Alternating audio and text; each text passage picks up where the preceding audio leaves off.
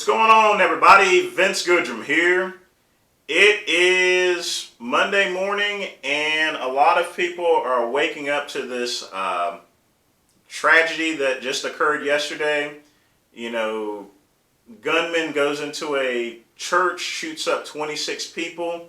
You know, more people are going to probably pass away as of this incident there.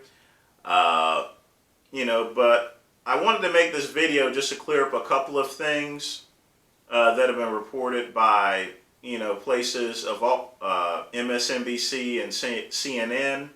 You know, it's kind of a shame that a person like me with a $100 camera sitting in a side office there has to go and tell you guys what's really going on there in comparison to a multi-billion-dollar conglomerate. So here's the real facts. Number one, this gentleman, he didn't actually have a dishonorable discharge. He had a bad conduct discharge. He was beating his wife and his kids, typical Archie Bunker stuff here.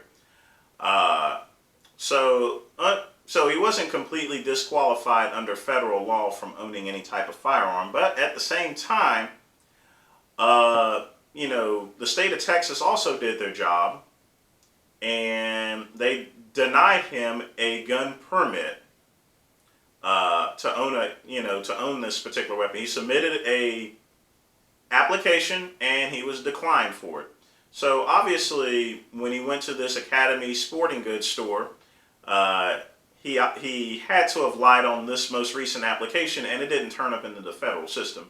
But one thing you guys got to remember is, when it comes to a bad guy, he's going to get his hands on a gun, no matter what there. And as bad as this situation is, the only thing that stopped the bad guy with a gun was a good guy with a gun. I would tip my hat to the person, but, I don't wear hats on a regular basis here. So even though there was 26 people that were killed, it could have been a lot worse than that there. Not saying that 26 people being killed is a bad situation there. But, I'll take 26 over 50 any day. The only takeaway from this, and I'm still big on gun control, and I think there should be a lot of, there needs to be a lot more stricter rules in terms of owning these types of weapons are concerned. There's the only takeaway from this, and this is entirely up to the churches itself. They need to start having armed parishioners, or a measure of security that is armed that can protect the congregation, because it's no longer the days to where a church is a no man's land in terms of a person actually going in and shooting up the place. I mean, it's just essentially another target that can be used by anyone that's deranged and wants to cause some serious damage there.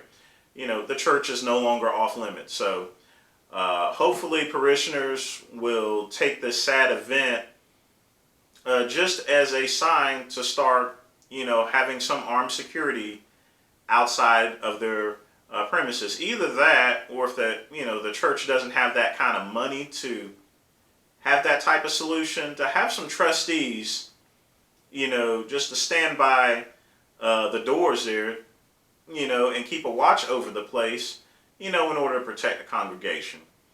In addition to that, there's also been some reports that he's a member of Antifa. I think it's just another, I'm not sure where this news is actually coming from. It's showing up on a couple of fringe news sites here. Probably thanks to those rascally Russians. I'll have to get Rocky and Bullwinkle to chase down Boris and Natasha once again to stop spreading these false rumors there. But no, I looked at his Facebook profile. He was not a member of Antifa. This is actually a domestic situation, which will come out in the news eventually, between him and his ex-wife, and he decided, to take everyone else with him. But, that's all I really got to say today. I wanted to keep this short to let you guys know what was the real deal as far as the situation is concerned. But you guys take care.